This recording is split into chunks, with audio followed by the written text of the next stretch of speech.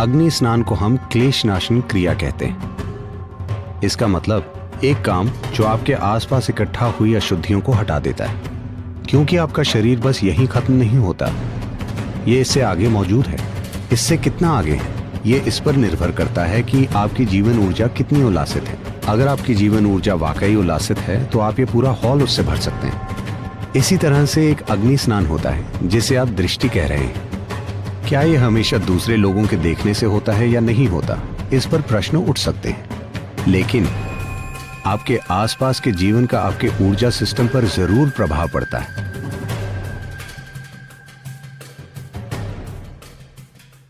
दक्षिण भारत में हम नहाए बिना घर से बाहर कदम नहीं रखते, चाहे जो भी हो जाए। चाहे हम पानी ना पिएं, लेकिन हम पहले नहाएंगे। तो ये नई संस्कृति मत शुरू कीजिए कि इतने दिनों में नहाइए। आप अपने शरीर को पानी से धोते हैं।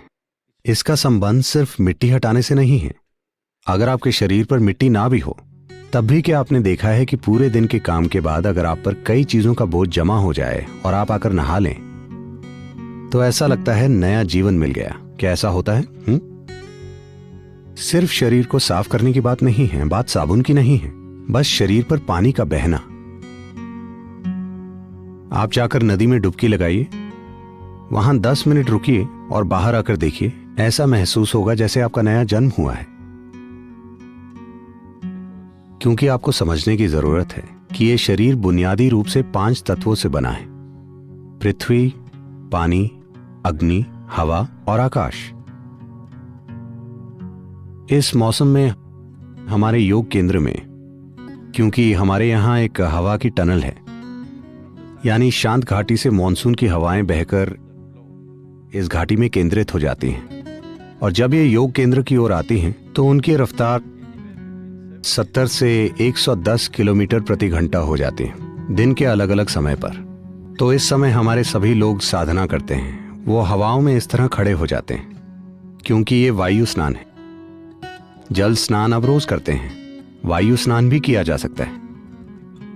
योगी हमेशा अपने शरीर पर मिट्टी लगाते थे, लेकिन आज इसने स्पा में मड बाथ का रूप ले लिया है। ठीक है, तो मड बाथ भी होता है। Similarly, there is a fire wash. इसी तरह से अग्नि स्नान होता है।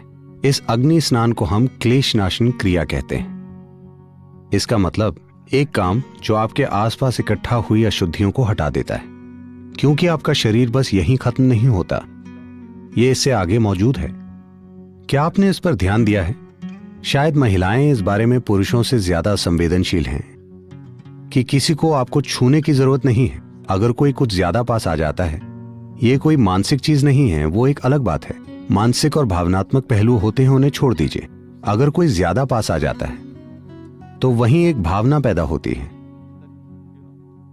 आप जान जाते हैं कि आपको कुछ दूरी चाहिए। उन्होंने आपको छुआ नहीं है, बस ऐसे करने से ही कुछ परेशानी होती है ना? क्योंकि शरीर यहीं खत्म नहीं होता, ऊर्जाएं इससे थोड़ा आगे तक होती हैं। इससे कितना आगे हैं ये इस पर निर्भर करता है कि आपकी जीवन ऊर्जा कितनी उल्लासित है। अगर आपकी जीवन ऊर्जा वाकई उल्लासित है तो आप ये पूरा हॉल उससे भर सकते हैं, वरना ये कम से कम थोड़ा आगे तक होती है। ज्यादातर लोगों के लिए ये शरीर से 3 से 9 इंच तक बाहर हो सकती हैं। तो जैसे जैसे आपके शरीर पर अशुद्धियां इकट्ठी हो जाती हैं, अगर आप बाहर जाएं, मोटरसाइकिल चलाने पर आप देखेंगे, मैं जब भी मोटरसाइकिल चलाता हूं तब थोड़ा जवान हो जाता हूं, क्योंकि अगर मैं 4-5 घंटे चलाकर वापस आता हूं तो लोग कहते हैं, सदगुरु आपकी दाढ़ी काली हो गई है, काला कार्बन लग जाता है। तो आप शरीर पर चीजें इकट्ठी करते हैं, आप उसे धोते हैं। इसी तरह आप ऊर्जा सिस्टम पर भी अन्य तरह की चीजें इकट्ठी कर रहे हैं। अगर आप इसे पानी से धोएं तो कुछ अशुद्धियां चली जाएंगी। अगर आप हवा से धोएं तो कुछ अन्य चीजें चली जाएंगी, लेकिन हवा हमेशा वैसे उपलब्ध नहीं होती। आप ये भी देख सकते हैं, लेकिन इन दिनों ये पंखे एक खास रफ्तार से चलते हैं, पर अगर आपके पंखे सही रफ्तार पर चलें और आप उनके नीचे बस कुछ समय बैठें, आप देखेंगे कि आपके अंदर कुछ ऊंचा उठ जाता है। क्या आपने ये देखा है? थोड़ा सा वायु स्नान। इसी तरह से एक अग्नि स्नान होता है जिसे आप दृष्टि कह रहे हैं। क्या ये हमेशा दूसरे लोगों के देखने से होता है या नहीं होता, इस पर प्रश्न उठ सकते हैं। लेकिन आपके आसपास के जीवन का आपके ऊर्जा सिस्टम पर जरूर प्रभाव पड़ता है। अगर आप में एक आध्यात्मिक प्रक्रिया है, मतलब आप कोई क्रिया कर रहे हैं या कोई ध्यान की प्रक्रिया कर रहे हैं, तो आपको इन चीजों की जरूरत नहीं है, क्योंकि आप जानते हैं कि खुद को अंदर से कैसे धोना है। अगर आप वो नहीं जानते तो ये चीजें महत्वपूर्ण हो जाती।